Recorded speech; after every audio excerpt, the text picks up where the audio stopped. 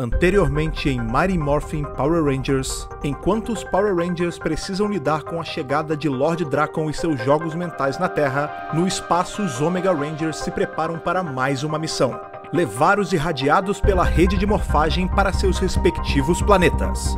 O que eles não esperavam era encontrar um desses planetas completamente devastado. No local, eles encontram uma horda de criaturas estranhas e um oponente tão perigoso quanto Lord Drakkon.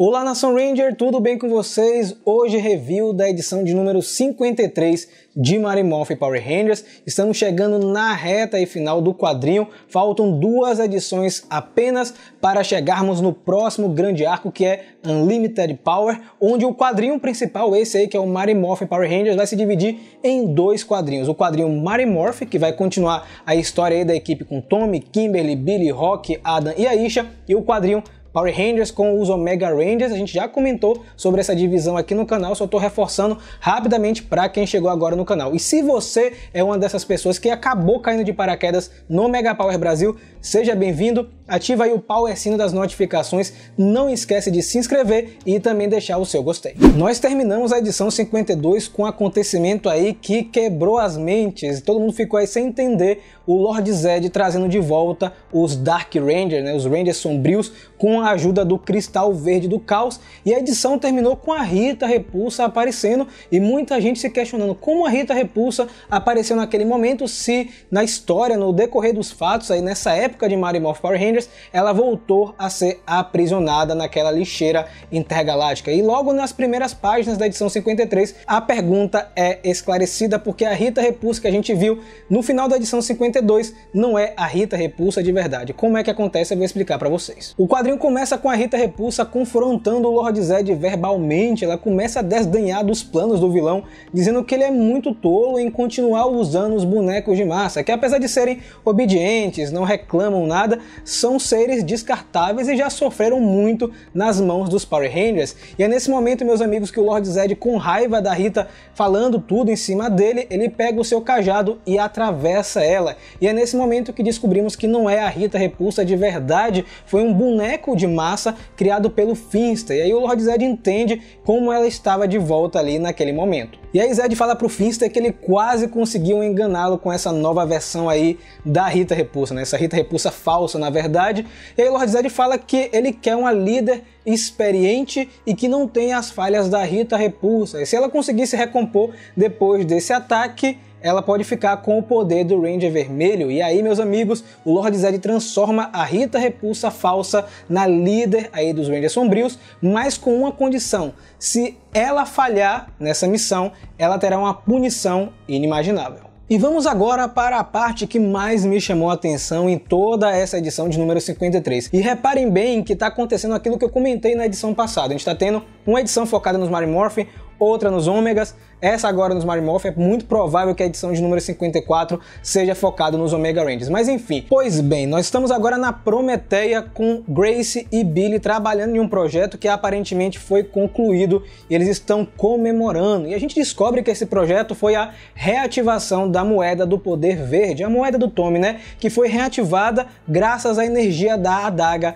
do Psycho Ranger Verde, que está na mão da Grace já tem bastante tempo, né? Desde 1969. Billy começa a comemorar, a Grace também, né? Porque o Billy é muito experiente, inclusive ela brinca dizendo que ele é muito mais inteligente que outros funcionários da Prometeia, e o Billy empolgado fala que não vê a hora de contar para o Zordon, e a Grace fala: para, não é bem assim, o Zordon não pode saber que a gente está fazendo isso aqui, e o Billy não entende porque foi parte do acordo deles dois, aparentemente, né, que eles iam contar tudo o que aconteceu para Zordon, até porque o Ranger Verde vai ser um Ranger que vai ser comandado, né, vai ser meio que mentorado pelo Zordon, esse novo Ranger Verde, a gente não sabe quem é ainda, e a Grace fala que não vai contar para o Zordon, porque no final das contas ela sempre esteve do lado errado da história, né? E se Billy acha que ela vai contar alguma coisa para o Zordon, Billy não a conhece direito. E aí Grace chega pro Billy e fala o seguinte: como é que você vai contar para o Zordon que você está trabalhando com a adaga do Cycle Verde? Como é que você vai explicar que você ficou vários meses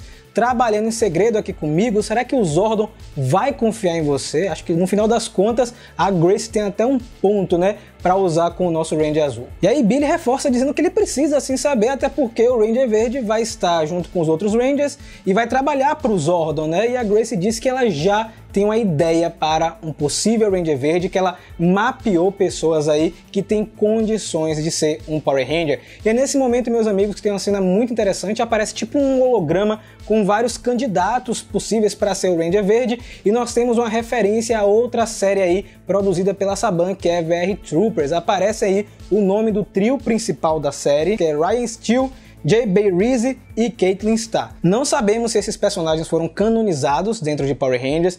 Eu acredito, Rafael, que é só uma homenagem, um easter eggzinho para quem tem olhos atentos. O Billy fica super admirado com a Grace, né, porque ela calculou bem como escolher um Power Ranger, mas falta alguém que ela possa confiar em combate. Ele tá falando isso na condição de ser um Power Ranger, né, já que ele faz parte dos Mighty Morphin Power Rangers. Ela inclusive acha muito interessante essa colocação dele e fala que já estava de olho em uma pessoa com essas características, e ela diz que existe um único candidato para isso, que é o Lord Drakkon. É óbvio que nesse momento o Billy entra em choque. Como assim o Lord Drakkon, o megalomaníaco, o assassino, o cara que fica conversando com a cabeça decapitada da Saba? Como assim você escolheu o Lord Drakkon para ser o novo Ranger Verde? E a Grace interrompe dizendo que o Lord Drakkon foi um dos grandes oponentes, se não o maior oponente que os Mighty Morphin Power Rangers enfrentaram até aquele momento, e ela continua dizendo que ele é muito mais complexo, que os Rangers não conhecem a fundo quem ele é. E aí o Billy diz, beleza, ele pode ser complexo, pode ter outras coisas que a gente não sabe, mas isso não isenta ele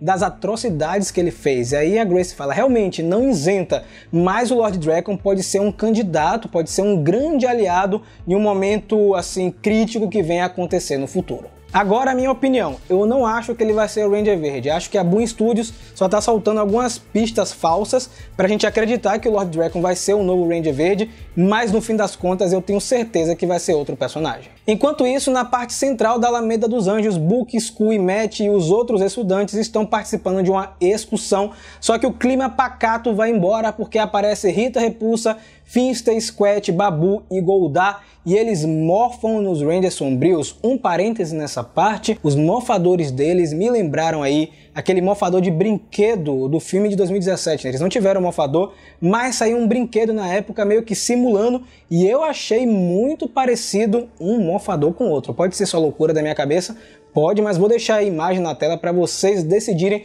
nos comentários. Será que rolou uma inspiração no morfador do filme de 2017? Tão rápido quanto a velocidade de um raio, os Mighty Morphin Power Rangers aparecem, eles são teletransportados para o local onde estão os Rangers sombrios e todo mundo fica assustado. Como assim?